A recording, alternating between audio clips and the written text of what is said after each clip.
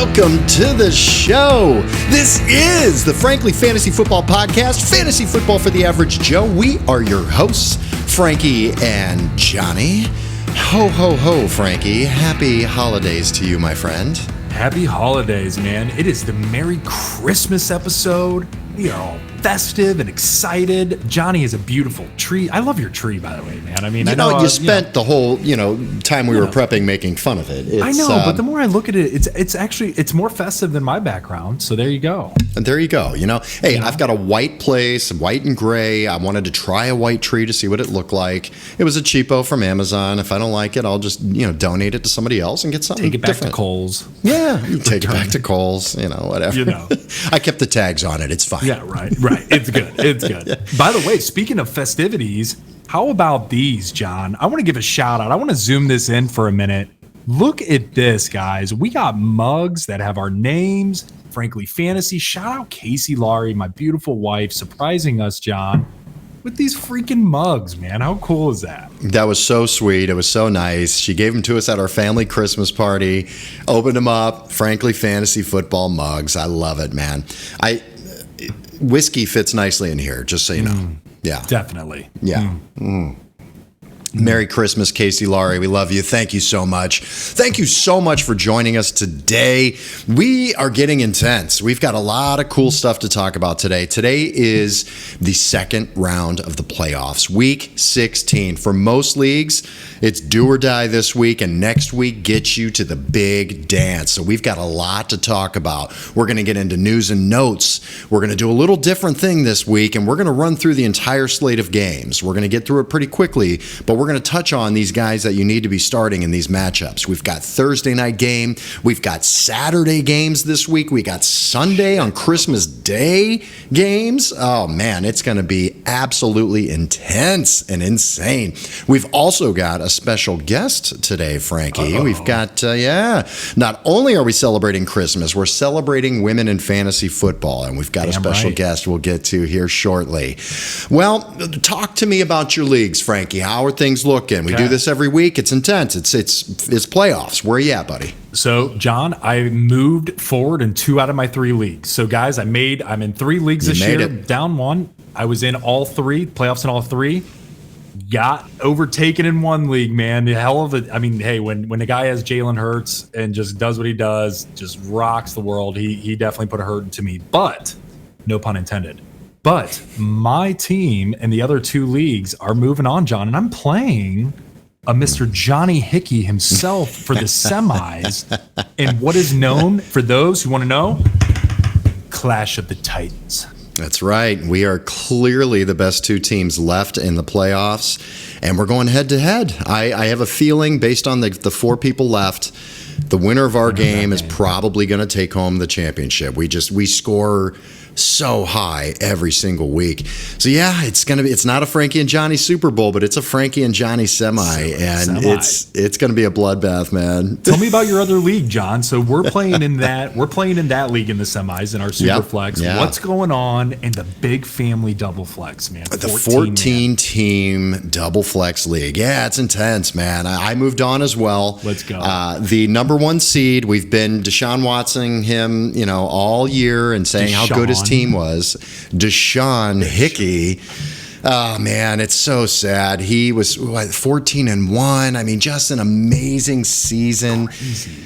And he got crushed in the first round, and it didn't matter. There was nothing he could do. I think it was just bad luck. He had guys just didn't perform. We're going to see some guys on ice segment. A lot of them were on his team when I was putting together the show notes here, and that just sucks. It's terrible luck, man. Just such a bad season. I've got a little clip that I want to play that in honor of Sean and in mourning of Sean, and to all of those who just had dominant teams throughout the year, and then you get to that first round of the playoffs and it just fizzles. It's just an absolute turkey fart.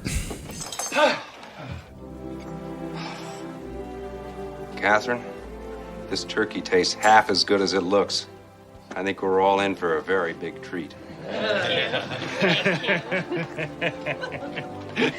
Save the neck for me, Clark.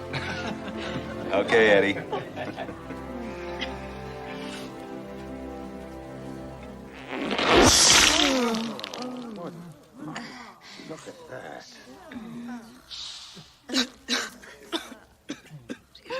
Sorry. Why are you crying? I told you we put it in too early. Oh, it's just a little dry. It's fine. I told you. Here's the heart. It's so good. That's what, you know what, Sean, if your team plays half as good as it looks, and then you cut right into it and just turkey fart everywhere. That sucks, man. It's a lot of pain to a lot of people. It's go home now and it's prep for next year. And I get it, man. Thank you so much for joining us, everyone. Please don't forget you can follow us on social media, Facebook, Instagram, and YouTube at Frankly Fantasy Football, and on Twitter at Frankly Fantasy F. This episode is brought to you by CalSpra Employee Recruitment Services. Tired of staffing companies charging high hourly rates to recruit subpar employees for your business? CalSpra Employee Recruitment Services sets you up with a program that sustains a constant flow of new recruits coming to your door. How do they do it? It's simple. They had to. CalSpra has owned a manufacturing business since 1989, and when the employee crisis hit, they came up with a system with proven results. No hourly fees for the employees they bring to your business, just one flat fee to get you real results. For more information, call now at 330-584-7759. Use the promo phrase Frankie and Johnny and get a free consultation for your business. Frankie, we're going to cut to a clip here of an interview with a very special person here celebrating women in fantasy football. Enjoy. All right, we have a special guest today on the podcast. I'd like to welcome everyone. Please welcome Alyssa Laury, Frankie's sister-in-law, my beautiful cousin-in-law. First of all, Alyssa, I want to thank you for just bringing beauty and intelligence into our family gene pool. I really appreciate it. I know Frankie's family really could use that, so I appreciate your contribution to the gene pool. You're welcome. Thank you for saying that. You're welcome. So how are you? You had an exciting Monday Night Football game. Woo! Tell us a little bit. I'm good. Last night was very stressful. I was playing to get into the championship game, and I made it, but it was a very stressful evening. But that's all right. Here we are. So that's right. And you're wearing a special jersey to commemorate your victory, right? I have my Baker Mayfield jersey on, which I thought after he left was going to be kind of a wash, but I'm wearing it today in honor of his atrocious playing last night. Got me right into the playoffs. That's beautiful. Defense. So, yeah. How did that happen, Liz? Was your opponent, did they have Baker or did they have I receiver? had Green Bay's defense. So they did quite well. I think they ended up with like 13 points or anything. So nothing too crazy, but it was enough. You must listen to the podcast because I specifically said to pick up Green Bay's defense for that week against Baker Mayfield. I certainly did, so I'm glad that you did. I actually did not hear that on the podcast. Sorry. What? I'm just pretty good. I don't know. Sorry. See, that's why I wanted to have you on here. I wanted to have you on here to celebrate women in fantasy football because you are a badass woman and you're the perfect person to have to do this. So you're the commissioner of a women's league, all women's league, correct? This is my 4th year as the commissioner of an all-women's fantasy football league. I will say a couple years there was like 1 or 2 men thrown in here or there just because like we needed an extra person, but not really. It was mostly women. So this year, 12 women, and it's been great. So that's amazing. So how are things shaking out so far? What's the league look like? This is your Super Bowl week, right? Yes, this coming week is Super Bowl week. This year is actually really exciting because in previous years, I feel like I have had to like recruit people to play, and a lot of people were like first-time players, and so I didn't feel like people took it that seriously. Some people did. But this year, everybody, for the most part, like wanted to be here. And so it's actually been like pretty fun and pretty competitive. So yes, I am in the championship. I'm playing Heather McGlone, who is the reigning champion. So we'll see how that shakes out. I know. Winning 2 years in a row in fantasy football is extremely difficult to do. So we have the reigning champ versus the commissioner of the league. Yeah. Yeah. Well, it's a good thing you guys aren't very competitive, so that's good. I know. I don't know. We'll see how it goes. I feel pretty good about it.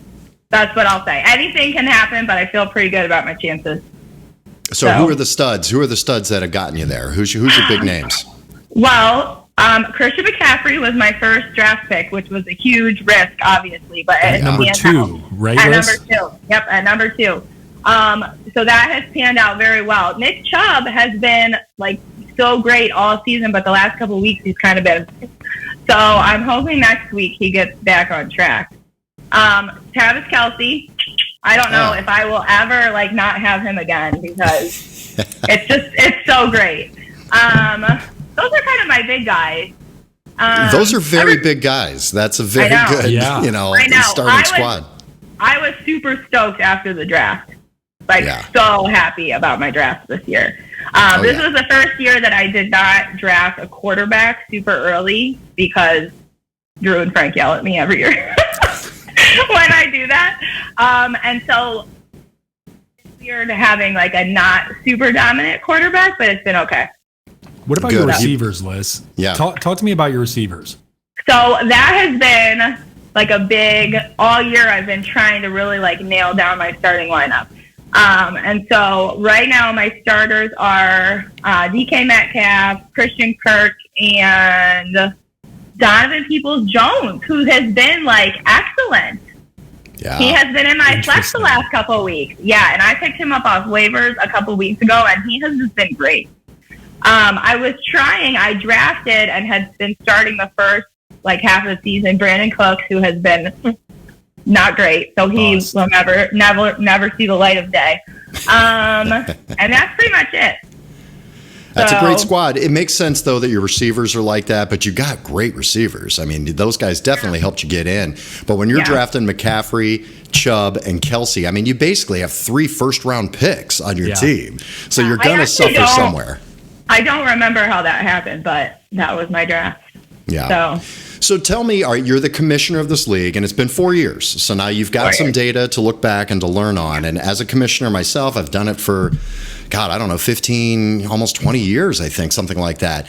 It's difficult. It's not easy all the time. So give me some idea, like what challenges have you had, especially when you're starting leagues that are new people, that have not played fantasy before or, whatever. So how has that been? Tell me. So I think women's leagues are different for sure. The hard part is always at the beginning of the year before it starts because you have to like nail down who's going to be in the league. And like in previous years, it has been all my family, and then it was all the Laury family, and then this year it's kind of like a hodgepodge of people. Like I said, it's all people that like kind of want to be here, so I don't even know some of them. So all the drama, not that there's really drama, but all the difficulties happen before the season starts. Because, like, you'll have a solid 10 people, and then all of a sudden somebody will be like, oh, well, I invited my grandma to play. And we'll be like, okay, well, now we have to get another person. And so then you get another person, and then you have 12, and then somebody drops out. Grandma doesn't want to play anymore. And you're like, God damn it. Now we have to find another person, or we have to kick somebody out. So every year, like before the season starts, I always tell Drew, I'm like, I will never do this again. Like, this is awful. I'm so sick of everybody. Like, this is just so annoying. But then once that is like solidified, who is in the league and the season starts, that's it. That's the drama. There's no more drama. That's good. So you don't have like them yelling at you for the rules that you made up or saying that people are cheating or anything like that. No. Really? So honestly, it's interesting. Before the season starts, I always try to like include people in like the decision making of things, kind of like how we're going to set up the playoffs and things like that. But for the most part, I have found that people don't really care. So basically, I just decide and I just do it, and then I just inform people because most people don't know enough about what's going on to like truly care. So I have never had an instance where I was like in trouble because I did something as the commissioner and somebody didn't like it, because I don't really feel like people know enough like of the behind the scenes to know what I could be in trouble for, really. Well, you're very lucky. You're very lucky because my leagues are just chock full of drama and just. Oh, I know. I mean, people accusing people of cheating, and that's good. I mean, that was one thing I was going to say when I give recommendations and tips on being a commissioner. You don't want everybody voting on everything because it's too many chiefs, and not enough workers here. And you just have to. A commissioner makes the decisions. This is what we're going to do. You kind of stay out of the drama and all the stuff when people start arguing and talking shit, but no, that's good. But yeah, I do understand the beginning of trying to piece the puzzle together. It is. And I know, like your leagues, there's a lot of, most years it's like the same people over and over, but our leagues is not. And so it'll be interesting to see next year because who knows. But that is always the most stressful part, and I hate it. I've only had that luxury for the past couple of years, but usually it's been because people will move out of town or get in too many leagues, and things change so much. So that is a pain. Yeah. Oh my God. So all right, doing the fourth year. So what have you learned this year? This was a crazy year. What have you learned this year of some things maybe you might look at tweaking for next year in your league? So I really like this year. This is every year. The playoffs have been just like a little bit different how we've done it. And I feel like now, this being my fourth year, I'm starting to like really understand like what works. And so this year was a 12-man league. We started at week 14, which I liked. So we had the first round, the top 2 seeds had a bye. And then we end at week 16, which is nice because we don't have to worry about people like sitting out or anything like that, because I have been in that in years before. And you're just like, my best player is not playing, and it's the championship, and it sucks. Yeah. So we tweaked it. I can't say we. I tweaked it this year to, I don't know if I tweaked it or if ESPN did it. That seems like that was probably beyond me. But I really like how it is this year because it'll be nice to be done next week and then not have to worry about people sitting out or anything like that. Liz, that's interesting. That's an interesting take, because a lot of times, like, you would think, hey, with that week 14 bye, why not push back the playoffs or something along those lines? But I see your point, because in the same breath, if you are planning for that bye week in week 14, then you're gonna on when week 16 is your Super Bowl rather than being 17 or 18. Then to your point, you don't have to worry about that, because candidly speaking, before you got on, like, that was one of the things that I was actually that I was thinking about. I'm just like, hey, like, maybe this is something she might look to tweak. But now if you're kind of describing it the way you're describing it, it's kind of like, hey, ladies, you got to kind of plan for this shit now, right? If there's a week 14 bye, you got to be ahead of this. But on the back end of it, then you won't have to worry about people potentially sitting in a situation like, let's just say Jalen Hurts, for example, right? If he wasn't hurt or something along those lines and he's already in, he might be a guy that would be sat week 17, week 18, potentially. And it's the championship game. Right. So it's an interesting thought process, and I appreciate that perspective. That was really, it's an interesting thought. I will say, and I was thinking about this before, because honestly, like, I've never even put 2 seconds of thought into the fact that there are still buys in week 14 and that was the playoffs. Like, I don't know. I think that is one thing about, like, and I can't speak for all women, obviously, but there are so many things that I just do not take into consideration because I know a lot, but I don't know everything. And so sometimes you're just like, didn't think about it. I don't know. I had to buy the first week, so it didn't affect me. Well, that's what I was thinking, is it really benefits getting that first round bye, so you don't have to deal with having to replace players. That's a huge advantage. Huge benefit. Yeah. But I also feel like, I mean, I guess I could see how that would be like a hindrance because it's the playoffs, but I mean, I had to play without Travis Kelce and Christian McCaffrey. So if your best player has a bye on week 14, like, that's not my fault. Like, I don't know. You have to play without your player for a week. I don't know. Everybody does. Ruthless. See that? Rules with an iron fist. She's like, you know what? You got buys on week 14. You fucking figure it out. All right. You should have been the first 2 seeds. That's not my problem. Rule number 56: no excuses. Play like a champion. That's right, John. It's like Liz has the lineup of just like all the women on the side, and anybody who starts somebody on a bye week on week 14, they're just yelling shame. shame and having them walk in the aisle with all the women on the sides, just like shaming them. I love it. There's a 100% chance that next year, whoever my best player is will have a bye on week 14. Just get ready. I'll text you both and just be like, here I am. That's how it works. Oh yeah. So what do you do about, is there a lot of influence? Because I've done this before where I've had new people or new women even in my leagues, and the husbands they tend to get involved a little too much. They see it as like a second league for them, and I hate that. Have you had to deal with any of that?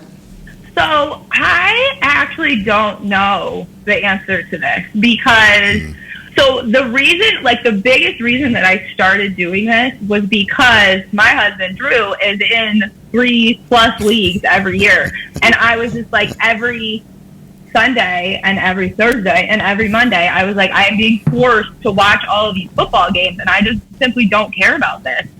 And so that was why I started it, was because I was like, I would like to at least have something that I care about a little bit. I have to watch all these games anyway.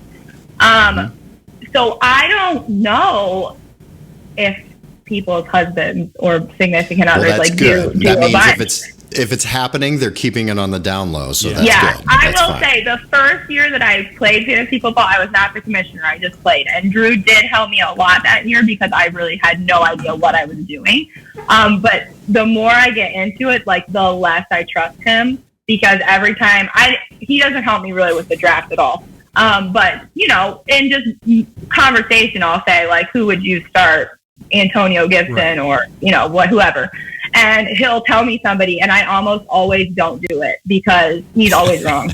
And honestly, when he's wrong, I get so mad at him that I just have stopped listening to him.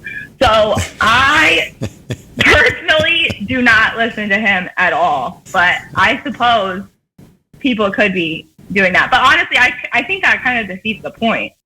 Yeah, for sure it does. Yeah. Like, well, I can tell you, your husband's in 2 of my leagues, and I wouldn't take his advice this year either. No.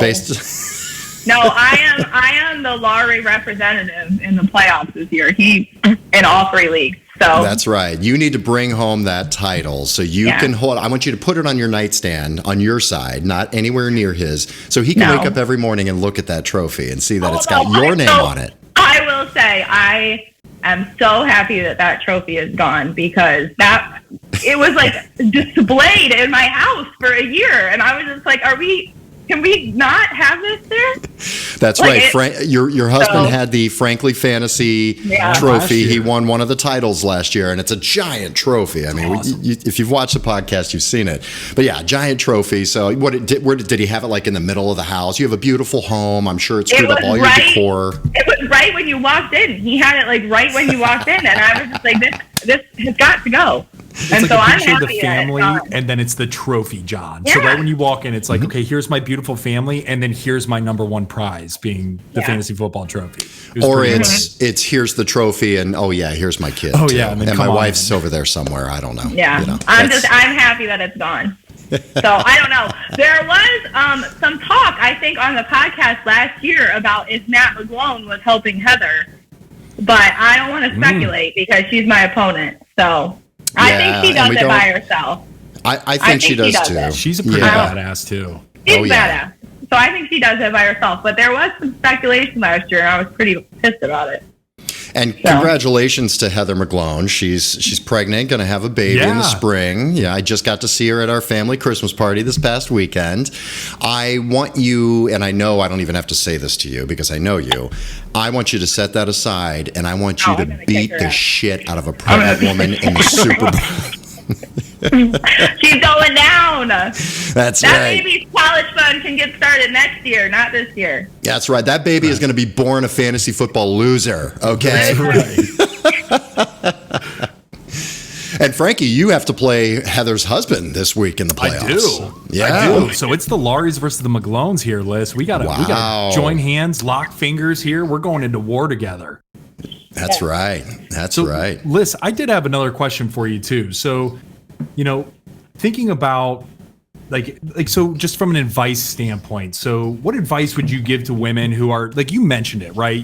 You were one of the individuals that were sitting there. Football was on constantly. So you're like, screw it. I want a piece of the pie. I want to see what this is all about. Might as well do it.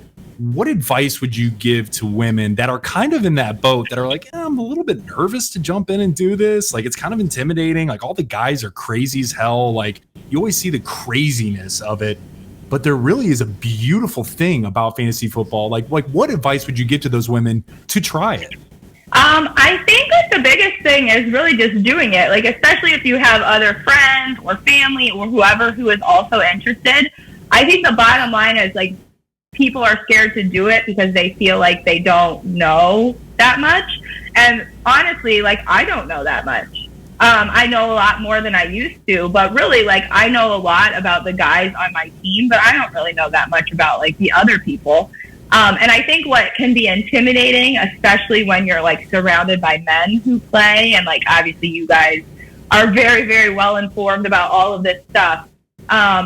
I think you see that and you think like, oh, you know, they told me to start this person because this defensive player is out and this matchup and blah, blah, blah. I don't know any of those things. I just frankly like play the best people, and it usually works out okay. So I think just make it simple and don't make it too complicated and just see what happens.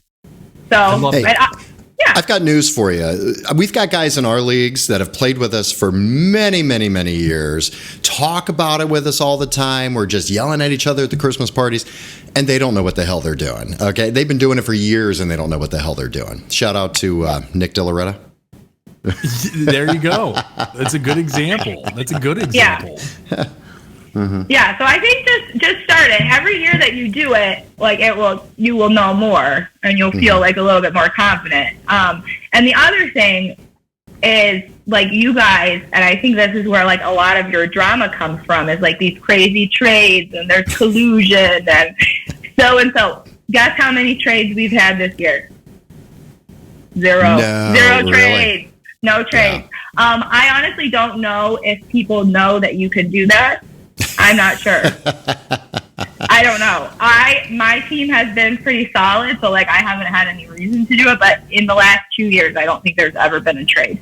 Yeah. So well, trading makes it so much fun, but when you do have newer people in there, or you know, if they're not psychopaths about it like Frankie and I, then it makes it tough to trade because it's more work than it's worth. Yeah, it's kind of intimidating too. Like if you don't feel like you know what you're doing.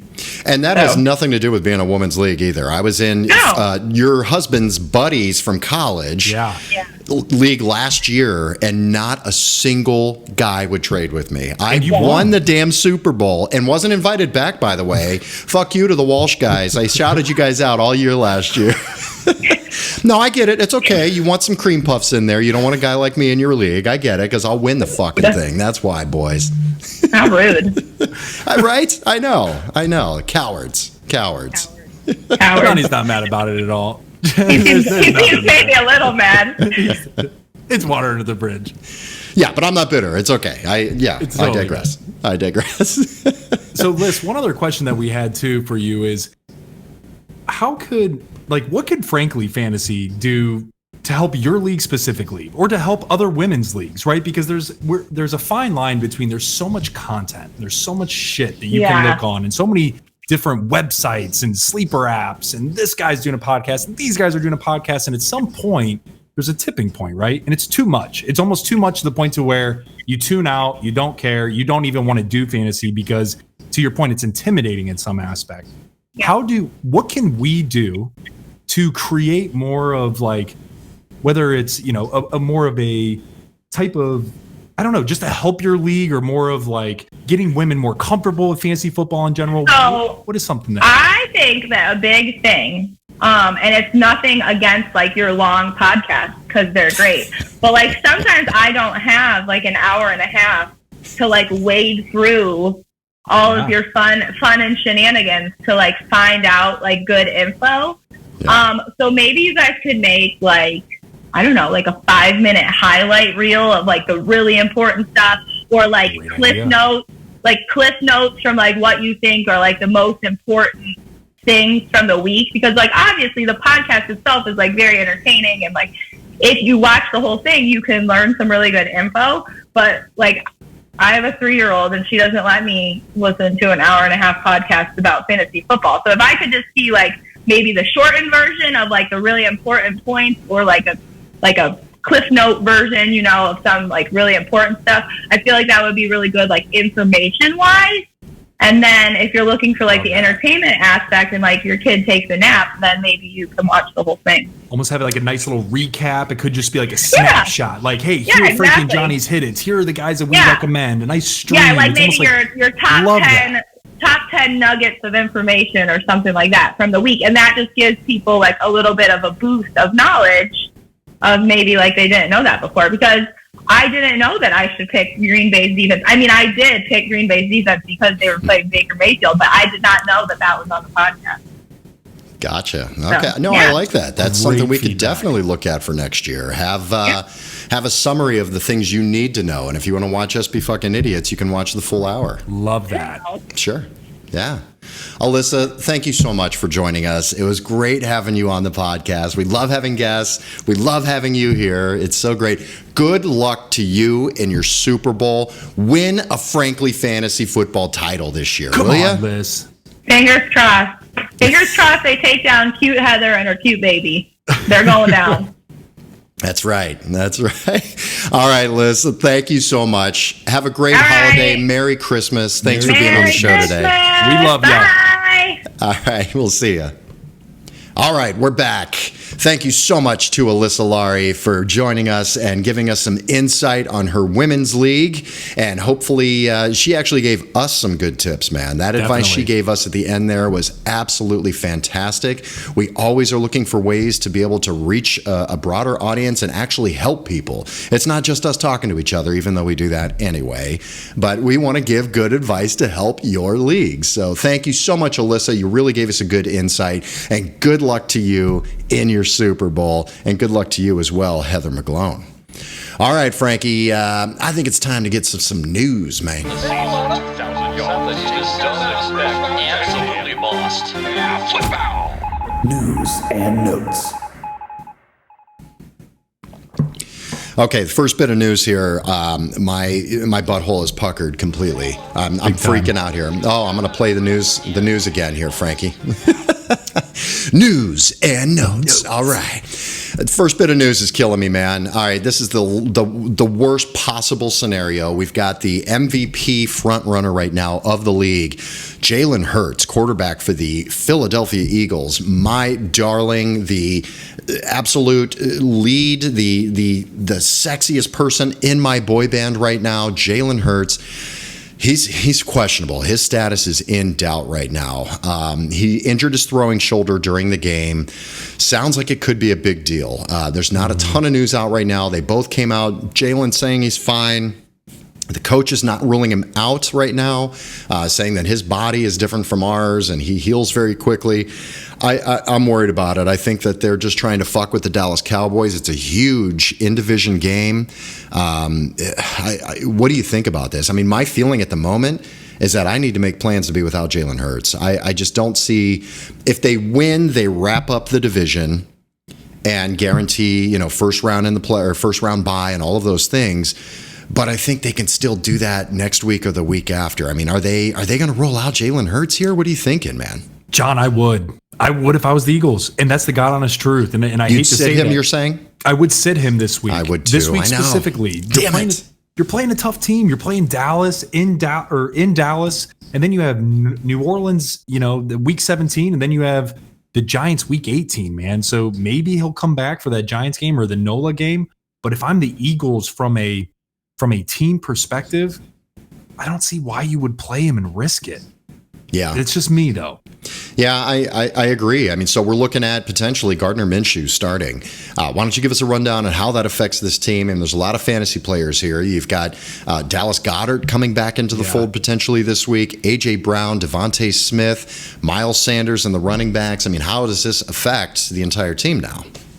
John, it's definitely going to affect the team. It's definitely going to affect the team. And it sucks that it's this matchup, too, because that's going to feed heavily into this. I mean, when you think about Gardner Minshew, the dude can sling the ball. That's not what I'm worried about.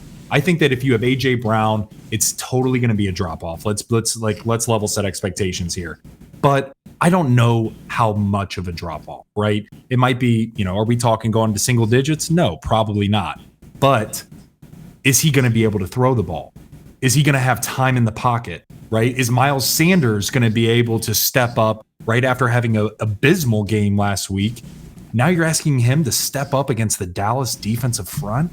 Yeah. It totally is going to impact everybody, John, in my opinion. The question is, to the level of extent, I don't know, but I can tell you I'm definitely not as high on Miles Sanders this week. Being against this defensive front, I think AJ Brown's going to be fine. I think Devontae Smith, you can start in a flex, and if Goddard comes back, I think he's a slam dunk. Other than that, I'm pretty nervous, man. All right, well, we'll get into it when we go over this game here.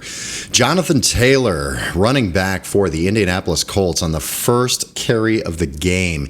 He's out for the season with a high ankle sprain. Yeah, it was official right before we started recording here. He is gone, and that helped me get to the next round of the playoffs. I was playing against him, but yeah, you will be without Jonathan Taylor. Caleb Huntley out for the season with an Achilles injury, running back for the Atlanta Falcons. The reason why this is even relevant at all is because of the week that Tyler Algier had. Tyler Algier outsnapped and outperformed Cordero Patterson, which is really interesting. Mm-hmm. So I think that makes him really interesting going forward without it being so crowded in that backfield. Ryan Tannehill, another one of my quarterbacks in my two teams here. I went all year, Frankie, without losing a quarterback. I was just telling you that, I think on Saturday at our party, how lucky I was. I didn't have to deal. I had Jalen Hurts in one league, and then in the Superflex, I had Josh Allen and Ryan Tannehill. Yeah. They've been healthy all year. I haven't had to deal with anything. Ryan Tannehill hurt his ankle pretty bad last game, actually. Yeah. He said the pain tolerance was at the max, or the pain was at the max level. But he ended up coming back in the game, finishing. He's tough as nails, but he is questionable now for this week. It very well could be, Malik Willis. Yeah. So keep an eye. If you've got Tannehill, especially if you're in a super flex, two-quarterback league, check Tannehill's status, but make plans to be without him just in case he can't go. Dameon Pierce, this happened after last week's podcast, so we didn't get to announce that, but Dameon Pierce was put on IR. He is out for the season with an ankle injury. All right, we've had another appearance of Sex Burkhead, Frankie. You know, right. You can't get away from Sex Burkhead. Is he a guy you're looking at even thinking about this week? You can definitely pick him up this week. I mean, it is going to be a tough matchup, which we'll get to in a minute, but from the passing work, it is interesting, though Marlon Mack is also interesting. So there's a couple options in that backfield. I like that. All right, we'll get to that, I'm sure, a little bit later. Tyler Lockett has a broken finger. He is out for Week 16. You will be without him. He's looking at a Week 17 or later return. Make plans to not have Tyler Lockett the rest of your season if you're still in it right now. Lamar Jackson still questionable to return for Week 16. Not sure if he's going to go. Keep an eye on that. Trevor Lawrence, this is just something to monitor. We've got a lot of guys that didn't practice on Monday, and I'm just going to list some guys off here that you're going to have to monitor their status. Should be good to go, but they do have a few issues, a little bit banged up. Trevor Lawrence did not practice Monday with a toe. Keep an eye on him. Mike White still trying to get back on the field. Limited practice on Monday, so that's a good sign with a rib injury. So I think they're testing that out. He almost played last week, so I'd be willing to bet if he can, they're going to put him out there and announce that as soon as possible. Colt McCoy left the game, the backup quarterback for the Arizona Cardinals. He's day-to-day right now with a concussion. Third-string quarterback in there, and that really just destroys everybody's value on that team like we saw last week, pretty much, other than James Conner. But we'll talk about that matchup as well. Khalil Herbert set to return from IR. He's listed as questionable this week. Keep an eye on him. He could be a pretty sneaky play this week as well.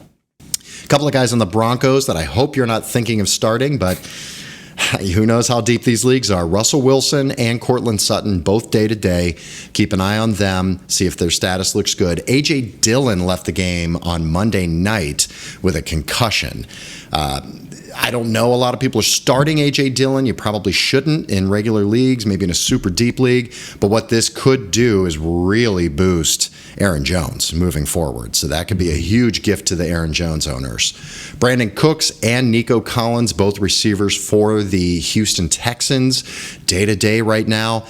Nico Collins, if he plays, he could be interesting. He's played very well. Brandon Cooks, I think he's done. I don't think he wants to play on the team. I don't think the team wants him.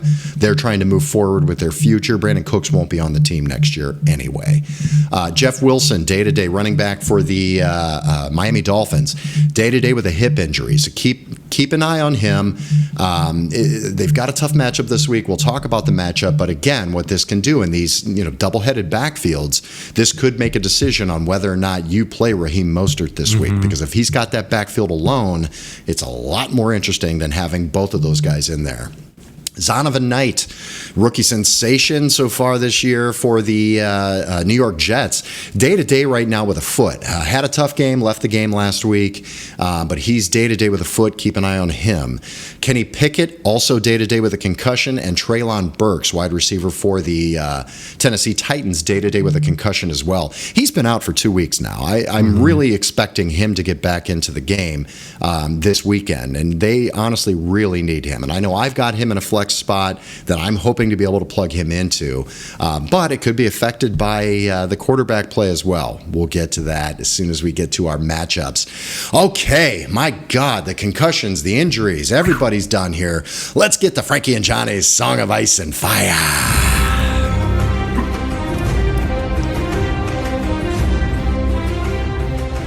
All right, let's get to ice. We'll get through these quickly because we want to get to the real good stuff here and go through these matchups. Okay, I'm just gonna say Sean when it's a guy that he had on his team. So let's start off first, Sean. Tyler Huntley, quarterback for the Baltimore Ravens. Not a great game. 2 points out of him. 138 yards, a pick, fumble, 3 sacks. Wasn't pretty. The Browns kind of had their way with Huntley that day. Frankie, who else matches up with Tyler Huntley's shitty performance? We got to go with his number one target, and Mark Andrews. Dude, he has been awful since week 11. He has not scored in double digits since week 11, which is fascinating. He had 4 points, guys. He had 31 yards, 7 targets, 3 catches, 4 fantasy points. Terrible. And then another receiver on the Ravens here, Demarcus Robinson. 6 targets, 6 catches. You're like, oh, fuck yeah, let's go. 29 yards and 2 fumbles. The guy had 1 point. Jesus, it's terrible. Brandon Ayuk, wide receiver for the San Francisco 49ers. Yeah, he's not getting the love with, what's his name? Debo being out. With Debo being out, but with Brock Purdy at quarterback. It's just not going to be enough volume to support all these guys. This brought Kittle back into the fold. Kittle needs to be there as a safety blanket for him, and it's the McCaffrey show, man. I mean, I think Brandon Ayuk is going to be very difficult to start with Brock Purdy in there. 2 points, 2 catches, 19 yards, 2 points. All right, Frankie, who else we got here? John, we got some Lions guys here, and I'm gonna lump in 2 of them. John, we got Jamal Williams. When have we seen him on ice all year? He Never. Really hasn't been. Yeah. Guys, he had 13 rushes, so quite a bit, for only 33 yards. That was it. 3 total points. And then you factor in DJ Chark. John, I hate to say it, but I'm gonna say it. We had a conversation, and we were talking about this, and I go, man, for those people that have DJ Chark, I would highly recommend them not starting him because of the emergence of Jameson Williams, who also wasn't very good, by the way, this week, but he's still taking away playing time. And then obviously Amon-Ra St. Brown and now DeAndre Swift coming in here with, 9 targets, etc. So DJ Chark really shit the bed, guys. He only had 18 yards on 1 catch for 2 points. So really, really tough sledding for the Lions. Yeah, I think with Jameson Williams in there, there's just a lot of mouths to feed. And there's going to be some guys. I think DJ Chark really might be the odd man out when it comes to the receiving options. Sean. Sorry, I forgot to throw that out there. Sorry, Sean. Yeah. Sorry, Sean. Okay. Yeah, actually, that was great advice because I had DJ Chark as a fill-in because he had been playing well and as a flex player. And you and I were talking, and after talking to you, I did make the decision. I dropped him and I picked up Elijah Moore, who got me about 10 points. Yeah. That ended up working out. So thank God, man. Good advice. I'm glad I listen to you sometimes. All right, Deontay Foreman, 10 for 9 yards. Wait a minute. Did I read that? Yeah, let me read that again. 10 rushes for 9 yards. I can't even do that math of how many yards per carry it is. It's less than 1. Okay, Let's just put it that way. And he fumbled. So, carrying the one. Math is hard, man. Negative points for Deontay Foreman. Wow, did that kill you this week? All right, who else we have, Frankie? We got Bobby Woods. But he's on ice, man. Bobby Woods, Tree Woods here. He had 4 targets, 2 receptions, 12 yards, 2 total fantasy points, John. Absolutely frozen solid, man. He's one of those frozen Christmas trees with the snow all over him and ice weighing them all down. Oh, yeah. Hollywood. Marquise Hollywood Brown. This is because of the quarterback situation. I mean, it's just going to be brutal. It's going to be hard to start him. 4 for 8, 19 yards, 3 points. All right, Frankie, give it to us here. These are 2 of Sean's guys. Oh my God, Frankie, we've got 3 of Sean's guys in a row. Oh, this is going to be bad. So Miles Sanders, not only was he a Sean guy, this was also my hit it. And this was brutal. Because it was a dream matchup. And unfortunately, it didn't go well. He had 11 rushes for 42 yards, which isn't terrible because you're thinking, okay, what about the receiving end touchdowns? There wasn't anything. He had 1 reception for negative 13 yards, and he fumbled. Guys, he had less than 1 point. Absolutely brutal showing for Miles Sanders, who's been dominant, man. Yeah. Keep it going. Keep it going. All right. Hey, sorry, Sean. Devontae Adams, guys. He's been top dog, right? Nope, not this week. He had 9 targets, 4 receptions for 28 yards, 4 points in half PPR. What about this next guy, Sean? Rashad White? He's been good, right? Not this week. He had 11 rushes for 38 yards. He also had 2 targets for 1 catch for 5 yards. Guys, that equates to 4 points. For those of you who are asking, well, what is that combined between those 3 guys? Let me tell you. It's 7.9 points. Something along those 7.9 points. Okay. Really, really, really bad. Really bad. It's brutal. Sean had 5 guys on ice this week. I mean, dude. Just bad luck. Listen, man, it's bad luck. There's nothing you can do there. Yeah, I mean, you're going to have to fire them and get some new guys for next year. That sucks. Last guy to run out the ice here, you don't see him very often here, is Justin Herbert. 38 for 42 for 313 yards. You're like, all right, let's go. Yeah, good game. 2 picks, 3 sacks, no touchdowns, 8 points. God, that had to be frustrating watching that game if you were a Justin Herbert owner. All right, man, let's get to fire. All right, Frankie. This guy, we both have him. He's been our champion all year. He's been just riding us down that beautiful victory lane. Talk about it. We got Josh Allen, the Stallion, baby. Absolutely went nuclear on Saturday night in prime time against Miami in a must-win situation. Guys, Josh Allen had 40 pass attempts, 25 of them were completed for 300 yards, not 1, not 2, not 3, 4 touchdowns to go along with 77 yards rushing, which equates to 42 points for the number 2 overall fantasy scorer of the year this far. Josh Allen on fire. Unbelievable. And this other guy, I mean, this is my other quarterback as well. He's in my boy band. I love him. I absolutely love him. And I'm going to love him even more if he plays this week. Please, God, play this week. Jalen Hurts, just absolutely killing it on his path to an MVP season. What do we have here? 315 yards passing, no passing touchdowns. You're like, oh, shit, he didn't throw for any touchdowns. 17 rushes, 61 yards rushing, and 3 rushing touchdowns out of Jalen Hurts. Unbelievable, man. All right, Frankie, talk to me about Captain Kirk, babe. Dude, this game, for those of you who had the opportunity to watch this game, it will go down in history as one of the best games to ever be watched. And so, John, I know Libby hates the Colts slander. Well, fuck the Colts, okay? Because Kirk Cousins showed up and was ready to play. Kirk Cousins on fire, 36 fantasy points. And here is a stat line you won't forget. He had 54 pass attempts, completed 34 of them for 460 yards passing, 4 touchdowns, 2 interceptions in the biggest comeback in NFL history, down 33-0 at halftime, come back and win it.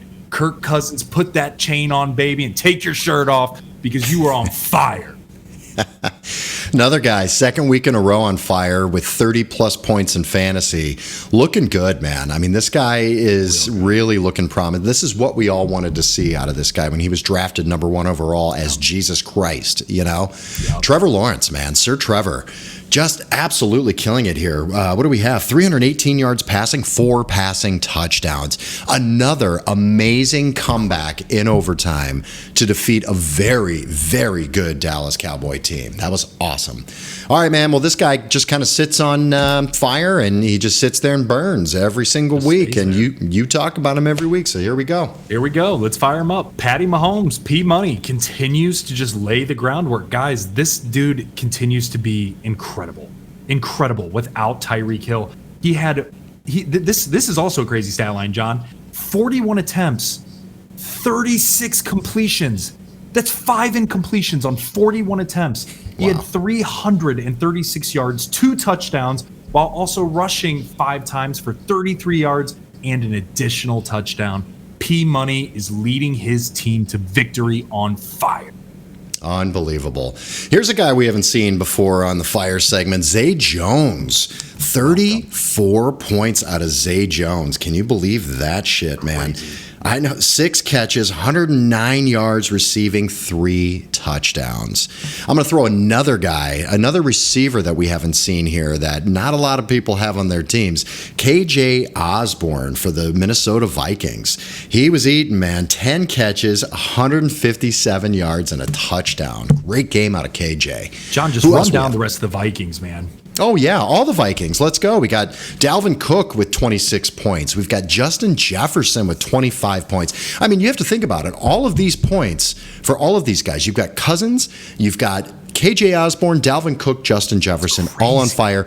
All of it came in the second half. 100% That's of it. bananas. It's bananas, man. Absolutely crazy. JJ had, and correct me if I'm wrong, I think he had less than 5 points before halftime.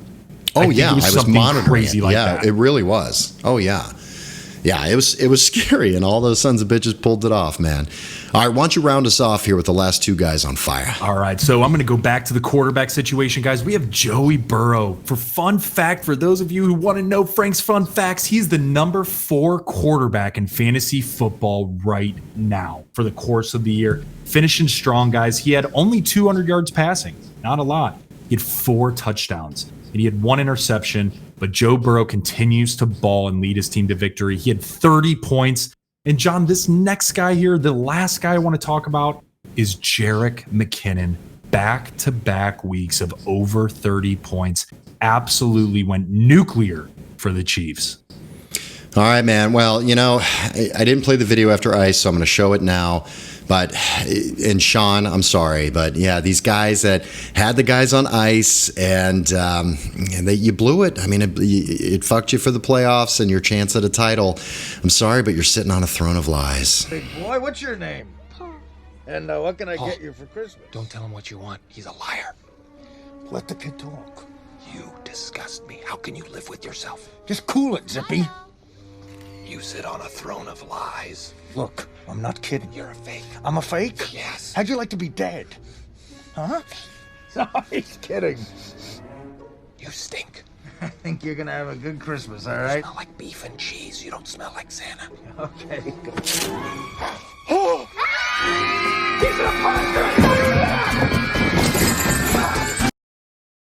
Nice form tackle there, Artie Lang. Like that. Yeah, great tackle.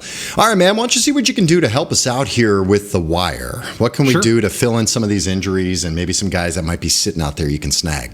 Yeah, guys, definitely. So there's only a few here, and I'm going to go pretty quick, right? Because we're thinking playoffs here. You know your team. More than likely, you have the bench spots ready to rock and roll, but there are a few that you may want to consider. 2 of them being on the Indianapolis Colts, and it is the backfield, guys. JT is now on IR.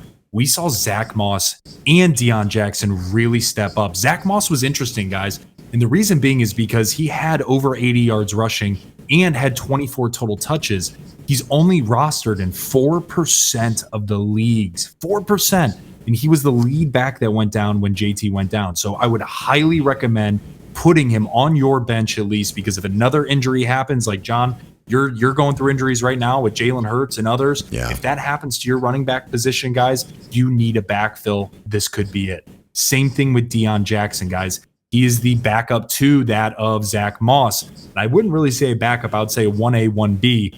But he is only rostered in 8%. So again, he's going to get quality playing time with JT out. So these two specifically are guys I would absolutely be targeting on the waiver wire.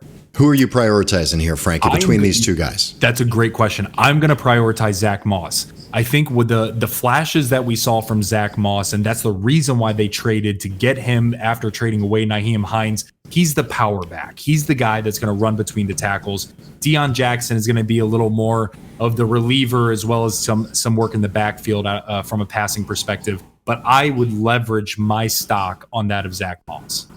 See, I'm going to disagree with you here. So I think we should do a little bet, maybe a little slap bet or something on this one. I'm taking Deion Jackson, and I'll tell you why. Because I think that the Los Angeles Chargers are going to be able to score.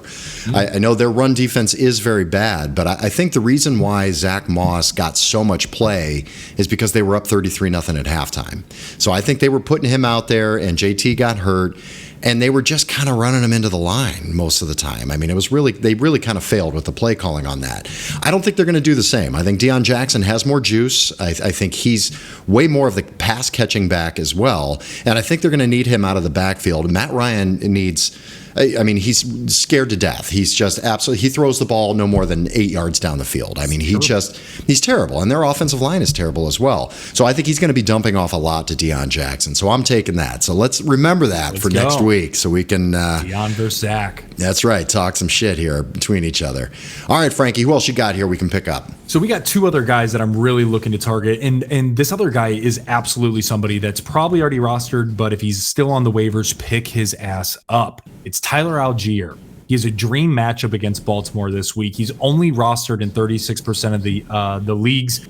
With Huntley out, he outpaced Cordero Patterson, guys, by 3 carries, but by over 100, almost over 100 yards. So what I mean by that is that he had 17 carries for 139 yards compared to that of Patterson, who had 13 or 14 carries for 50-some yards, guys.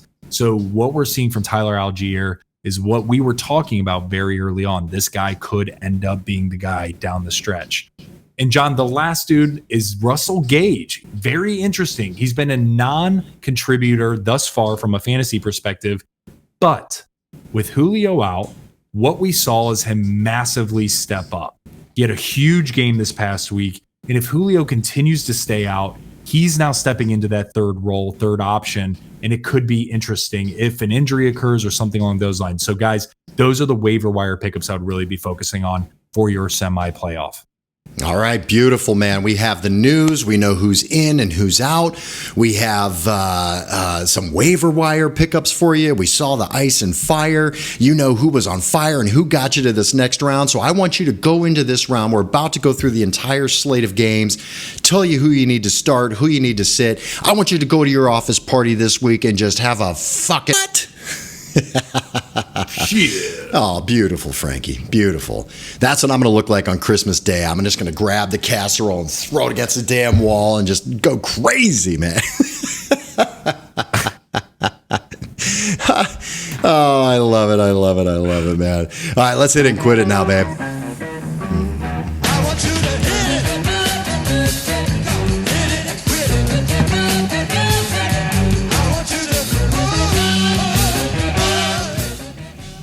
All right, what we're going to do here, we're going to review what we did last week with our hit its and quit its and our flex appeals, and we're going to mention guys that are going to be our hit it as we go through these games and talk about who's fantasy relevant, who you need to hit, who you need to quit, and who's got some flex appeal. So last week, Frankie, you had Tony Pollard with 13 points, nice call, and Miles Sanders, man. I mean, every expert in the world had Miles Sanders, and it was just complete weirdness, less than 1 point.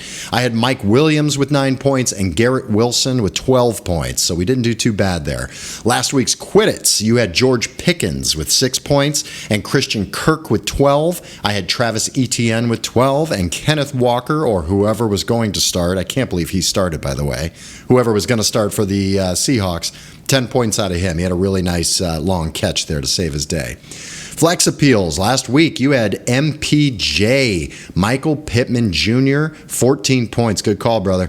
And you also had DPJ. You loved having those guys. DPJ with 11 points. I had Pierre Strong. In all fairness, he got 5 points. However, Ramondre Stevenson played, and I can't even believe it. Whoever was going to start in that game was going to have a smash matchup. Sure as hell did. Stevenson had 25 points. Isaiah Pacheco had seven points. They love Jerick McKinnon. Oh, my God, Jerick McKinnon. And you know why that happened is because that game was so close. Yep. Houston took these guys again.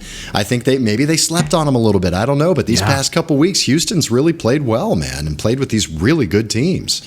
All right, let's get into the slate of games here. Thursday night football, we've got the Jacksonville Jaguars versus the New York Jets. What do we have as far as a spread on here? We've got the Jets, I think, are favored. -1, I believe, John. Or Jets -1. Okay, excellent. All right, Frankie, what are the fantasy implications here? What are we looking like? Let's start with the Jacksonville Jaguars. They've been on fire recently. How do you feel about these guys? I'm torn on this because the Jets defense is very good. And what we saw from the Jets in the past is their defensive backs are very good. Sauce Gardner and that team. So what this is telling me is I don't foresee Trevor Lawrence having those big blow-up week like he had back-to-back here.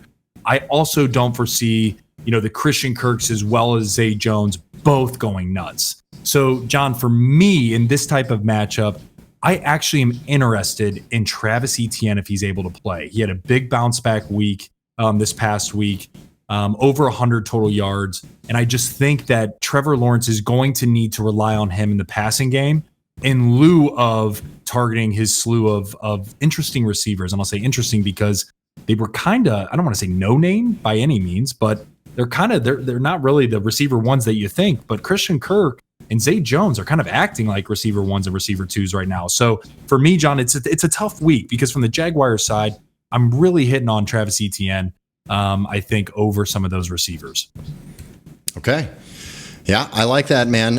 What are we looking at with the Jets here? How are we feeling now? We don't know the status of Mike White. You might be looking at a little fucking Mormon kid again, man. How is that going to affect things? It definitely did. Immensely. Yeah. It affects things crazy. I mean, we saw the difference in the offense when Mike White's out there compared to Zach Wilson. And I don't know why, because Zach Wilson has all the tools. He's just not performing. So for me, John, if it is Zach Wilson and they roll him out against this Jaguars defense who's coming alive, I honestly have to say, and I'm going to do a hot take here, I'm not starting anybody on the Jets team. And I just don't feel confident enough from the running backs they have. It's a running back by committee right now. From the receiving standpoint, I think if there's one person, it's going to be Garrett Wilson. If Mike White ends up playing, fire Garrett Wilson up with confidence. He's got the guy. Get excited about it. But if it is Zach Wilson, it's tough, man, because you might be able to get away with firing up Garrett Wilson, maybe Elijah Moore in a deep league. That's it. I don't even like the tight ends in this game. Yeah, I think you can start Garrett Wilson. I think he's a flex play this week. I think these are deeper leagues I'm talking about now. I think you can plug in Elijah Moore. He actually got some targets with the Mormon kid, with Corey Davis being out. I think Elijah Moore does get some play there. So in a deeper league, you can start him. And in a deeper league, I think you could start Zonovan Knight, assuming he's healthy. He's a little banged up, but if he's active and ready to go in a deeper league, I think you can start him. I think it will be a close game. Vegas seems to think so as well. All right, Frankie, let's get to our next matchup here. Starting us off on Saturday, we've got the Buffalo Bills at the Chicago Bears. Bills are favored by 9.5 right now. Ooh, this is juicy. If you've got those Buffalo Bills, this is what you were hoping for your playoff run. Who are we looking at on the Buffalo Bills? Let's put it this way. Who are we not starting on the Buffalo Bills? Yeah, that's a better way to describe it, because there is I'm not really thrilled about firing up the backfield for the Bills. And I say that because after what we've seen from Chicago the last few weeks and what they did to Miles Sanders specifically, I don't know if I really like that play against the Chicago Bears like anchoring into my semifinals. So if there's another option that I have, I would deter from that. Now, from the receiving perspective, you're salivating. You know what you're doing. But for me, John, I just think that's what it is. I would be hesitant to start Devin Singletary or James Cook in this one. Yeah, I think Dawson Knox is a great play for tight end. Obviously, you're firing up Allen and Diggs. I think you could play Gabe Davis as well. I think this could be his chance to get back into your good graces. All right, let's. And I agree with you about the running backs. Singletary. In a deeper league, you can play him. You might have to based on injuries and everything. But if you've got other options, I'd probably look to that as well. They haven't been quite utilizing him the way they had in the past. All right, what about the Bears? Obviously, we've got Justin Fields, who's just a goddamn maniac. He's so good. He'll get his rushing, I believe. He's going to freak out the defense a bit. Who else you like on this Bears team? The Buffalo Bills, you can run on these guys, assuming they're still in the game. Is David Montgomery a smash play for you? You firing him up? I don't know if he's a smash play, but I like him a lot in this play. And I say that because let's look at what David Montgomery has done very quickly, John. Week 12 against a very good defense in the Jets, he had 13 points in half PPR. Week 13 against a good Green Bay defense, 15 points. You look at last week against Philly. We know Philly's defense is very good. He had 22.6 points, right? And so I think that I think that teams are starting to now get it like, hey, Justin Fields is going to run the ball a lot. I think now it's actually opening up a little bit for Montgomery. Here's the caveat, though. If Herbert plays, he's going to eat into that time. And so keep that in mind. But I do like Montgomery this week, John. Any receiving options? I mean, the only thing I can think of is maybe Cole Kmet at tight end. Yeah, I think you could play him. All right, sounds good. Let's move on here. We've got the New Orleans Saints versus the Cleveland Browns, our Cleveland Browns. A little bit of life in these guys right now, Frankie. Browns are actually favored by 3 points. Is this game in Cleveland? Yes, it is. It is in Cleveland. Browns are favored by 3 at home. Let's start with the Saints, the visiting team. What are we thinking here, Frankie, on the Saints? It's got to be Kamara. And I say that, and I don't really like it, right? I just think based on majority of the teams out there, if you got Kamara, you got to play him. And so this actually might be an interesting play, though, John, because Cleveland has historically been very bad this season against the run, and especially with running backs that actually catch passes out of the backfield. And that's where I could see him really shining. I don't like Olave because he's been banged up. Now, if Olave is healthy by end of week and he's ready to rock and roll, fire his ass up.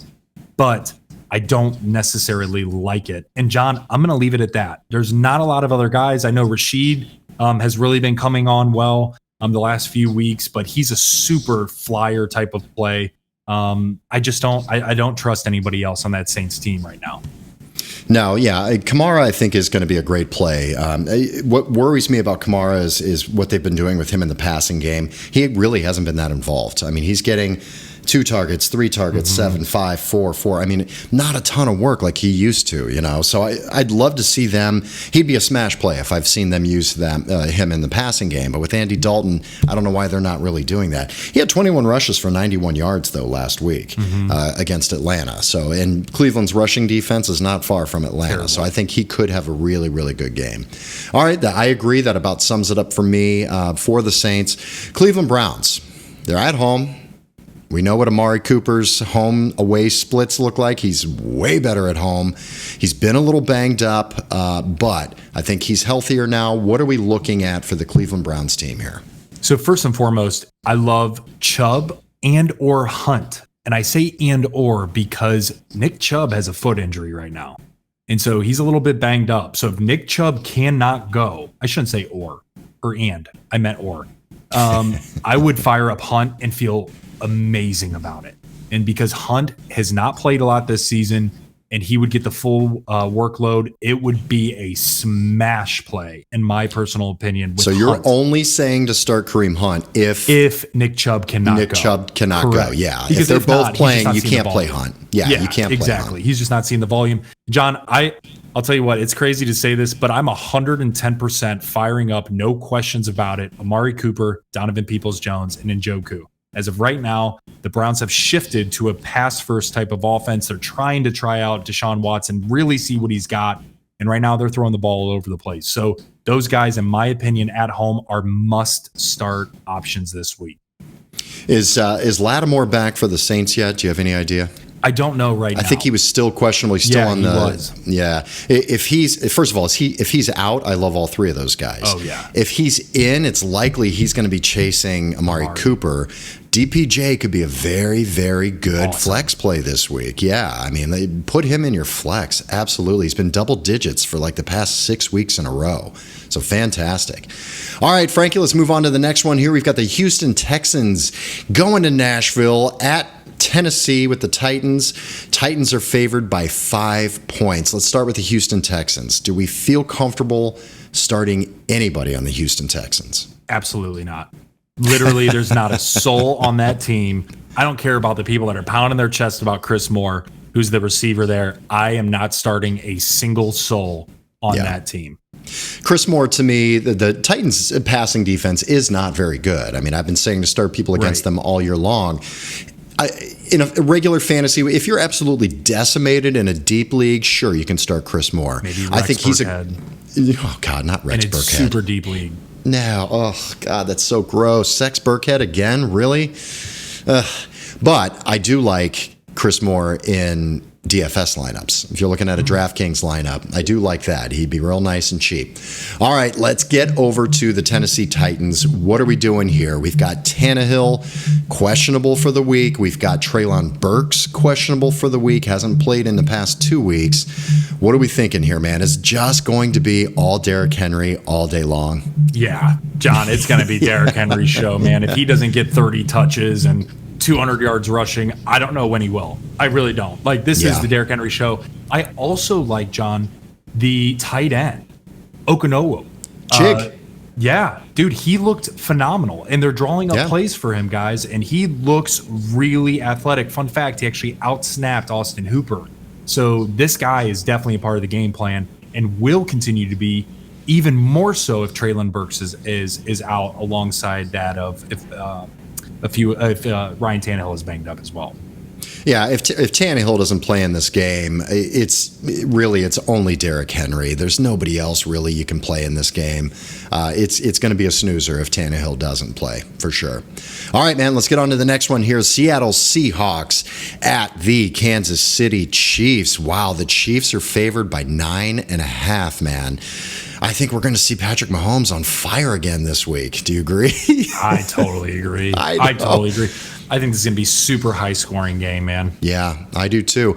All right, let's start with the Chiefs. Obviously, Patrick Mahomes is absolutely incredible, and if Hurts sits out the next few weeks, he can make a run for MVP here, man. No question about it. He's nipping at Jalen Hurts' heels already. What about the goddamn receivers for the Chiefs all year long? It's been impossible to predict. What do you do? This is playoffs, Frankie. This is win or go home. This is not throw in Juju or throw in MVS, see what happens. What are you doing? Who are you starting with any confidence whatsoever? None of them. I'm not starting any of the Kansas City receivers, and I know that sounds crazy, guys, because we see Patrick Mahomes throwing up insane numbers. But the reality of the situation is, look at the workload from the receivers. A lot of it is coming from Travis Kelce and Jerick McKinnon and Isaiah Pacheco out of the backfield. And so, guys, like, as much as I could, MVS did score, right? And you guys are probably like, screw you, Frank. MVS could be that guy. Well, go ahead and fire him up. And then see what happens when Juju or Kadarius Toney, when he's coming back healthy. Now there's even another mouth to feed from that receiving core. And so for me, man, I am not, again, it goes back to I'm not willing to risk my playoff run on a guy that is such a convoluted receiver room that it's throw shit at the wall and hopefully it sticks. I want to go with a higher floor, not a higher ceiling in this instance for me. So, John, for me, I'm not starting any of the receivers on the Kansas City side. Of course, you're firing up Kelce. For me, I'm firing up McKinnon, and I probably am firing up Pacheco, depending on how your team is constructed. Yeah, it almost looks as if they're taking these speed receivers and clearing everybody out to leave space open for Kelce and the running backs out of the backfield, and then he's hitting them in space and getting yak after the catch there. That's what it feels like to me. So I agree with that. Take Kelce, take Pacheco, take McKinnon. I mean, you got to stay in the flames with McKinnon at this point. They'd be crazy not to have him more involved. He's had over 30 points the past 2 weeks in a row, man. I've got a real conundrum of having to start him or start a Kenneth Walker or an Aaron Jones. I mean, he's getting to that level to where I have to respect that and say, shit, if he scores 30 points again, I'm going to be kicking myself, man, because it's definitely possible. They found a little gold there. All right, what about the Seattle Seahawks? Not so cut and dry. Kenneth Walker's back. He is healthy. You got Geno Smith. You got DK Metcalf. Tyler Lockett's out now. What are we doing here in Seattle? So I like this matchup for Seattle. I like this a lot, guys, and it's a game script thing. I think Geno Smith is a great start this week. I really do, because he's going to have to keep up with the Chiefs, and they're still in the playoff hunt.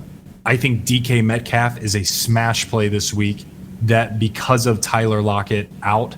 I also think Kenneth Walker is an interesting play. John, to answer your question, if I'm in your shoes, I'm going with McKinnon over Walker. And the other part of this is I also like Marquise Goodwin in deep leagues. I think he's a fascinating choice. Definitely. We've seen him do that. When DK or Tyler Lockett have been out in the past, Marquise Goodwin has come in. He's got Olympic track speed. I mean, this guy is fast as shit. So he could absolutely catch a 50-yard bomb down the field. I think you could start him. I think he's a great play in DFS as well, Marquise Goodwin. Kenneth Walker. The reason why I'm not as scared with Kenneth Walker, because yes, he can run. They may keep it close for a while, but with this kind of Vegas line at 9.5, they're going to be playing from behind most likely. But Kenneth Walker is really involved in the passing game. He was targeted a lot. Once he does get the ball, he does things with it. He had a nice 40 or 50 yard little swing pass out of the backfield. So I do like that. But I appreciate your advice. I'll see if I'm ballsy enough to take that. And I'm playing against you too. Oh, yeah. So don't be throwing smoke screens at me, you son of a bitch. Would do it. I know what you're doing. All right. Well, I'm not going to take that advice seriously. All right. Next up here, we've got still on Saturday games. Most of the games are on Saturday here, Christmas Eve. New York Football Giants at the Minnesota Vikings. The Vikings are favored by 3.5 points. This is going to be an interesting NFC matchup here. Frankie, let's start with the Giants. Not so easy to talk about when it comes to fantasy here, but what are we doing with the Giants? John, my personal opinion, my hit it of the week is Saquon Barkley. He is a must start, and people in deep leagues are like, well, no shit. But I'm talking specifically to the guys in the 8 and 10 man leagues, where you might be deciding between the Nick Chubbs, a Dalvin Cook, and a Saquon Barkley, right? Something along those lines. An Alvin Kamara, a Nick Chubb, and a Saquon. What do? For me, I'm smashing that bell, hitting it like crazy. Saquon Barkley is a must start against these Minnesota Vikings. Other than Saquon, John, I'm nervous. I'm nervous because all of these receivers do okay. They do okay, right? Like you have Hodgins, you have Richie James, you have Darius Slayton, and all of them are the same type of receiver. There's nothing sexy. If you absolutely have to, Darius Slayton would be the guy that I would choose. However, I'm not willing to risk it. Again, it goes back to the receivers for the Chiefs. I'm not willing to risk it on a very high flyer type of guy. So for me, John, it's easy. It's Saquon, and that's it. All right, let's get to the Vikings here. I mean, with this Vikings team, are you basically starting all the studs here? I mean, we saw what they did last week in half of football. Similar defense, the Giants and the Colts. Maybe they keep it close for a while, but I think that they're going to unleash these guys. It's in Minnesota. They're at home, indoors. Kirk Cousins has to be a good start here. Justin Jefferson, obviously. Are you starting Thielen? I would. Yeah. See, that's a guy I would start over the Kansas City receivers. That's a guy I would start, John, over the Giants receivers. He's a guy because of his higher floor. I like that floor option of Thielen. And he's looking towards him in the end zone again. It's been a long time since we've seen Thielen in the end zone, and it seems to be happening. Dalvin Cook, you're firing him up, obviously. Yeah, I think this is a good matchup. Hawkinson, of course. Tight ends suck, and at least Hawkinson catches some passes. Yep. All right, man. Let's get to the next game here. We've got the Cincinnati Bengals at the New England Patriots. The Bengals are favored by 3.5. All right, let's start with the Bengals here. Chase is back. He looks good. Jamar Chase, Joe Burrow is playing out of his damn mind right now. These guys are just finding ways to win. Who do we love on the Bengals team? So, John, I got to be honest. I don't know if I love any of them. I like Burrow. I think he's going to be able to get the job done. But here's why I'm saying not love. Even Jamar Chase, we see what happens when Belichick plays a team of this caliber. We saw it last week. What does he do? John, you know this answer. What does Belichick do? He targets their star receiver and asks everybody else to do their job. So they're going to shut down Jamar Chase. Look at what they did to Devontae Adams, right? Yeah. They have a track record this year and every year of shutting down that number one option. And then it's basically like, okay, go ahead. Who else you got? And so it's interesting because you still need to fire up Jamar Chase. That's not what I'm saying. Mm-hmm. But I don't necessarily like him as much as what I normally would because of this matchup. T. Higgins is interesting if he is healthy. And same thing with Boyd. If he is healthy, I like the second and third option, honestly, a little bit more than I like the first option and that of Jamar Chase this week. And I know it sounds crazy, but that's just the reality of this matchup. So for me, John, you definitely need to fire up Mixon just because it's Mixon. You definitely need to fire up Joe Burrow because it's Burrow. Same thing with Jamar Chase. But where I would put my money on, especially in a DFS, man, I would go with the second and third receivers on the Bengals, because you can get them for cheap.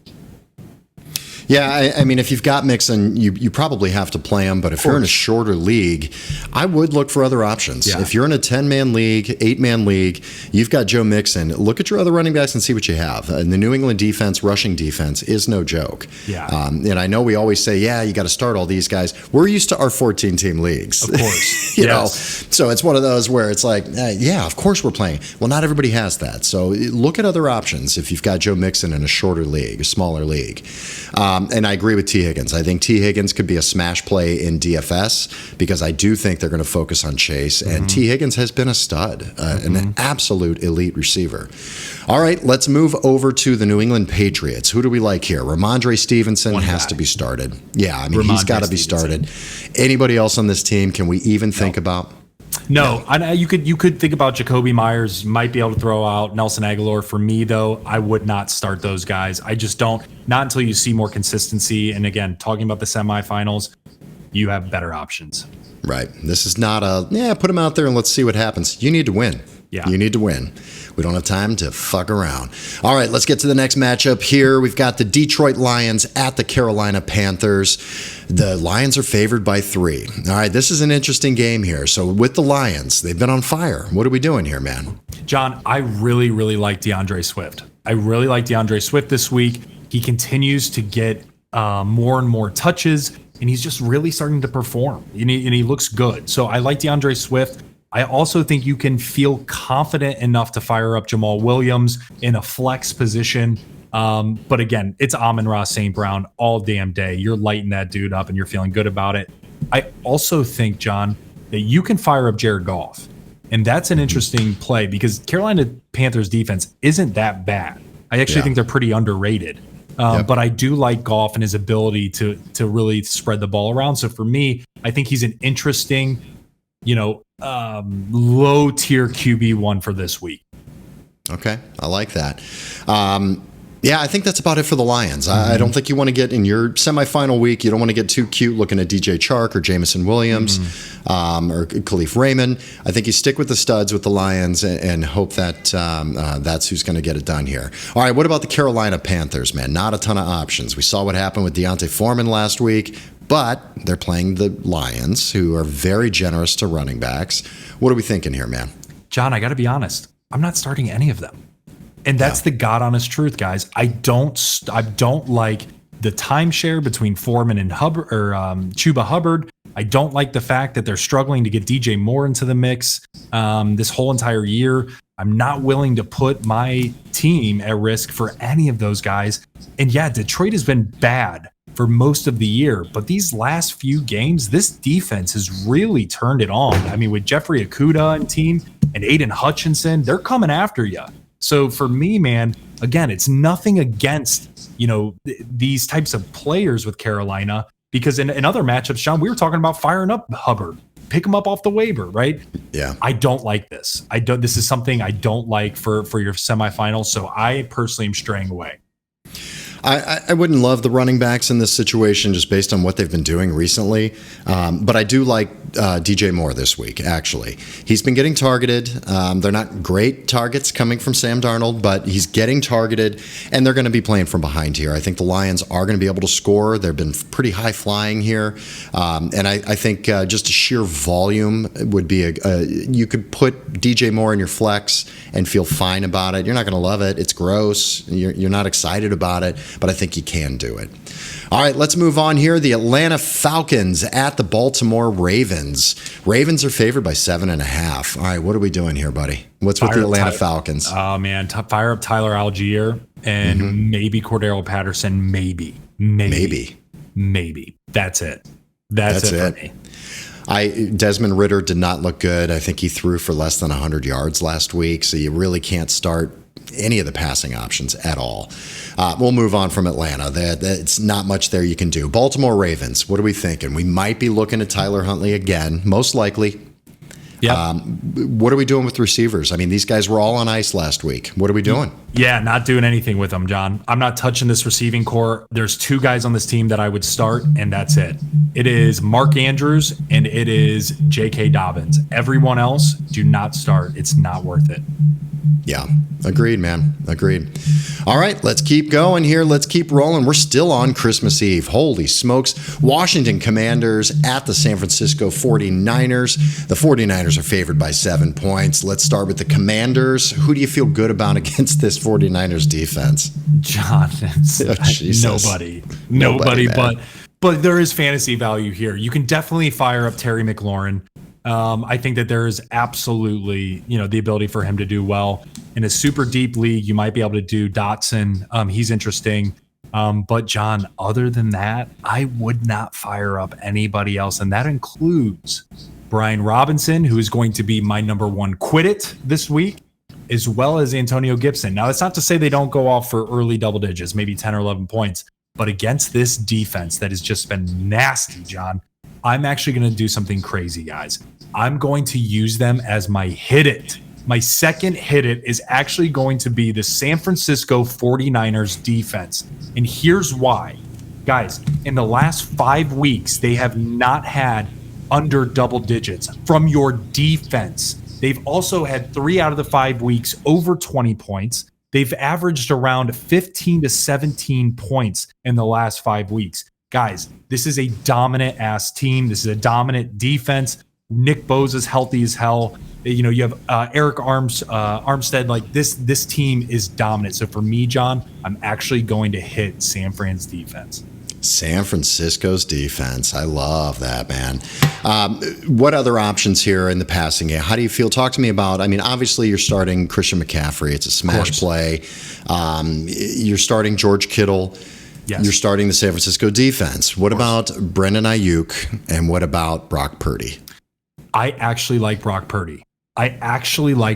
This week, and he's more of a stream option. If somebody's hurt, if you need a stream, if something's going on, you don't like your matchup, maybe you have a Derek Carr or somebody like that that's really flaky and how he performs. I like Purdy. He has a nice floor. He's the lowest he's scored is 16 points in fantasy football. Guys, this dude is a stud, and he's a stud because of the product of the offensive system, right? And so he has the ability to dump off to CMC. John, so I like Purdy. I don't like any of the receivers. And I know that's tough to say. I just am not willing to start Brandon Ayuk this week if I don't have to. All right, sounds good. Let's get to the huge matchup here. Philadelphia Eagles at the Dallas Cowboys. Cowboys are favored by 5 now. Now, I think we have an idea why that news is. Vegas doesn't seem to think Jalen Hurts is going to play, man. They're looking at Gardner Minshew here. Let's talk about the Eagles now. We've got probably Gardner Minshew starting. You're starting A.J. Brown. You have to. You got to temper your expectations. Worst possible scenario for this week in the playoffs. The guys that I have questions about here are going to be Dallas Goedert. We don't know if he's fully healthy or not. You're going to have to keep an eye on that. Devonta Smith and Miles Sanders. What are we doing? So hard because, John, they're guaranteed starts. but the problem is not just Minshew, it's this defense. Yeah. And so this is not a good matchup. This is not a good matchup in any way, shape, or form. And they don't even have home field advantage in the Eagles. And so I think you have to start Miles Sanders. I think you have to, based on where you probably draft him, where you got him. If you don't, great, good for you. That means you don't have to. But I think you have to. John, I would probably stray away from Devontae Smith this week. I just don't.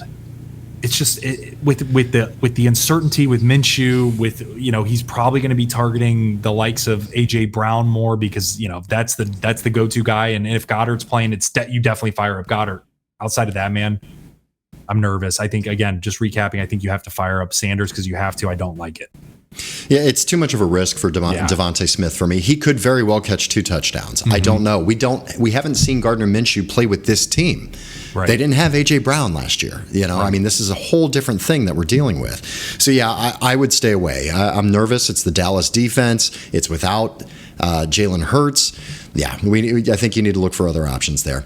All right, let's look at the Cowboys, man. What are we doing with the Cowboys against this also very difficult Eagles defense? Yeah, man. I think it's pretty status quo, in all honesty, with the Cowboys. I think you're firing up everybody. And what I mean by everybody, I think Dalton Schultz is a nice start for a tight end.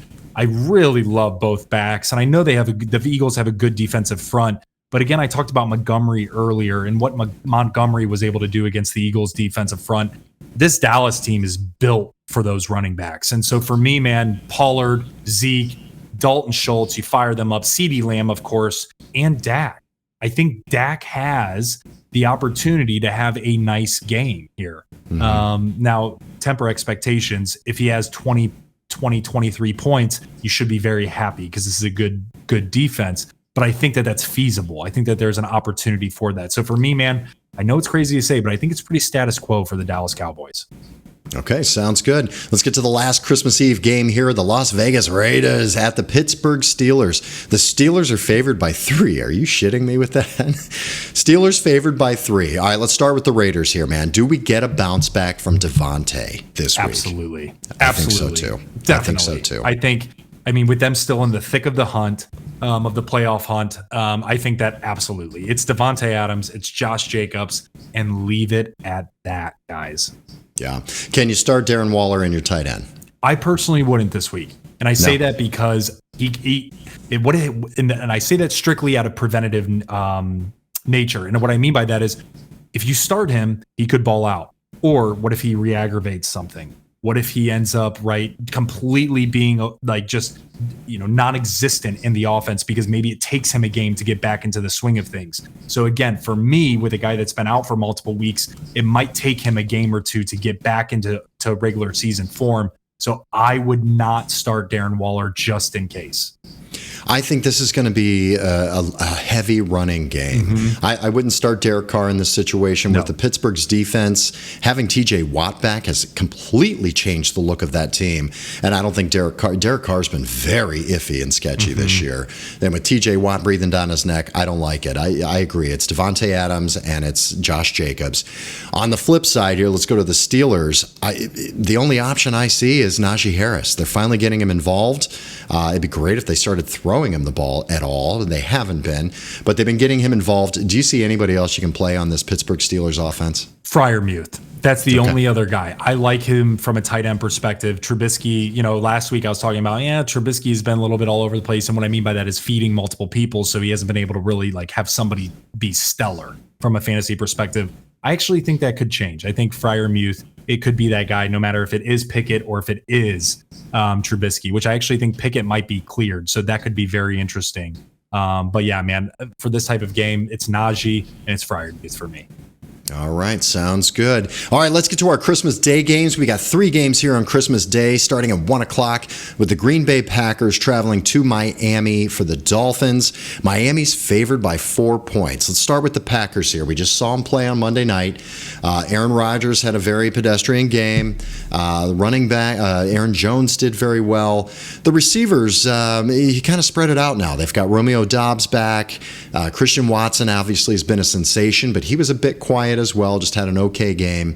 Lazard the same. What are we thinking here on the Green Bay Packers to win you your playoff game? It's definitely Aaron Jones. And for me, John, I am actually liking Christian Watson for a flex play. And I say that because if for those of you who are watching the game, you notice there were 2 routes that were ran by Christian Watson. And what I mean by that is he ran the wrong routes, and he would have scored on one of those had he ran the correct route. So we would be having a completely different conversation. We're talking 8 touchdowns in the last how many weeks?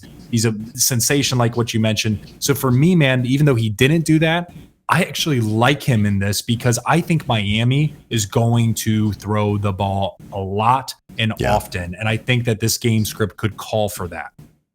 I agree. It's tough to run on the Packers, so I definitely would temper your expectations with the Miami running backs, but they're going to be throwing. Absolutely. Okay, so we're firing up Aaron Jones, and we're firing up Christian Watson. Can you play Aaron Rodgers? You can. It's been like that this year. I mean, that used to be a slam dunk. Can you play? Of course you play Aaron Rodgers. It's questionable. Definitely. I think you can play Aaron Rodgers because Miami is going to score. Miami is going to, put their foot down on the pedal and go. So I think that Aaron Rodgers is going to have to throw. He is going to have to get creative with some of his weapons. So I think it should give him a decent game. All right, let's talk about the Miami Dolphins here, man. Who are you firing up on the Miami side? Miami status quo, man, for me. I think that Tua, you can fire him up just from the sheer volume. I think that you can fire up, obviously, Tyreek Hill, obviously, Jalen Waddle. And the backfield is what's interesting, John. And you mentioned the key point earlier. If Jeff Wilson is still out, I would be tempted to fire up Raheem Mostert in my flex, depending on what my other options are. Yeah. To put in perspective, would you rather? I would rather have Raheem Mostert if Jeff Wilson is out than start any of the receivers for the Kansas City Chiefs. I would rather fire up Raheem Mostert if Jeff Wilson is out than, let's say, any of the receivers on the Atlanta Falcons, Baltimore Ravens, Houston Texans, Tennessee Titans, even if Ryan Tannehill's out. So for me, man, I think that there's an opportunity for Raheem Mostert as well. All right, great. And we're obviously starting Waddle and Tyreek Hill. Definitely. Any other options on this Miami team that we're looking at? Nope. All right, let's move on to the next game here. 4:30 on Christmas Day.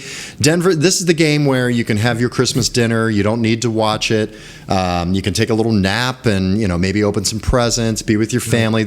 Please do not piss off your family by watching football on Christmas Day by watching this fucking game, okay? We've got the Denver Broncos at the Los Angeles Rams. We've got backup quarterbacks galore. We've got injuries everywhere. Shit stains. The Broncos are favored by 2 points on the road in Los Angeles. All right, let's do this one quickly, man. Denver Broncos. Latavius. Who are we playing here? Latavius. Yeah. Maybe Jerry Jeudy. Maybe. I was going to say, do you feel good with Jerry Jeudy? No. Yeah, I don't either. I mean, they still have Ramsey playing. He's probably the only star player on their team at all on the Rams. I don't feel good about it. And even Latavius is a maybe for me. Yeah. He's one of those guys. All right, Latavius Murray or Raheem Mostert? I would probably go Raheem Mostert. Okay. If Jeff Wilson's out. Yeah, that makes sense. All right, let's look at the Rams. You starting Baker Mayfield, buddy? Is he a slam dunk? Oh, yeah. Baker. Yeah. No. The best was that Alyssa had the Baker Mayfield jersey on because he sucked so bad against her. That was great. She won because of it. I love it. That's beautiful. Anybody on this Los Angeles Rams we even need to talk about, man? Actually, zero. Literally zero. Maybe, actually, I take that back. Tyler Higbee, from a tight end perspective, potentially, yes. Gross. Outside of that, John, actually, my second quit it is going to be Cam Akers. This Denver defense is nasty, and they are good. Very, very, very good. So no, man, I would refrain from this matchup. The stars in this game, and if you were listening to us and picking up defenses prior to, both defenses look great in this game. You could start both of them. Yeah. All right, let's get to the last matchup on Christmas Day here. The night game, we've got the Tampa Bay Buccaneers going to the Arizona Cardinals.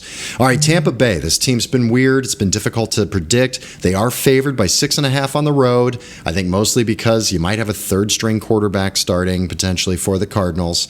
All right, Tampa Bay, Tom Brady and his passing weapons. What are you looking at doing here against this Arizona D? Yeah, John, I think Tom Brady's a good start. I think that, you obviously have to start Mike Evans, Chris Godwin. They're must starts. I think that Russell Gage, if Julio Jones is out, could be interesting. I don't necessarily like it, but it could be interesting depending on your roster construction. For deep leagues, obviously, if you're an 8 to 10, no need to worry. But I do like Fournette this week. And it's interesting because we've been so high on Rachaad White. But what's been interesting, though, John, is that when Fournette came back from the ankle injury in full go, Rachaad White definitely played second fiddle to Fournette. So for me, there's potential there. I do not, if you don't need to start him, fine, but I would probably lean Fournette over White. Yeah. All right. I like it. All right. Let's get to the other team here. Let's go to the Arizona Cardinals. This one's brutal. The only person that I D-Hop. feel great about starting at all is D-Hop. Yeah. I do like James Conner, but it is a very difficult matchup against the Tampa Bay Buccaneers. How do you feel about James Conner this week? I think you start him. I think that that's a guy I'm willing to be risky on, just because I think that they need him desperately bad. So he would be it. He might find some pay dirt, something like that, 60 yards and a touchdown. You're going to be really happy. I think that he's that guy. Outside of that, John, I think you hit the nail on the head. It's D-Hop, and I think that's it. Yeah, exactly. All right, last game of the week on Monday night. Monday night here. The Los Angeles Chargers going to the Indianapolis Colts. God, I hope we see some more Colts magic here this week. What else could fucking happen to these guys? Chargers are favored by 4. I'm surprised the line's only 4, to be honest, even in Indianapolis. Indoors, no weather to worry about here. Let's look at the Chargers. How does that feel? It feels pretty good. I think you're going to have a pretty good comeback for Justin Herbert, huh? Yeah, man. I just think looking at the Chargers, it's status quo. What we mean by status quo, guys, it's you start the people, right? You fire up Herbert, fire up Keenan Allen, fire up Mike Williams, fire up Austin Eckler, and probably Gerald Everett. And that's what you're looking at.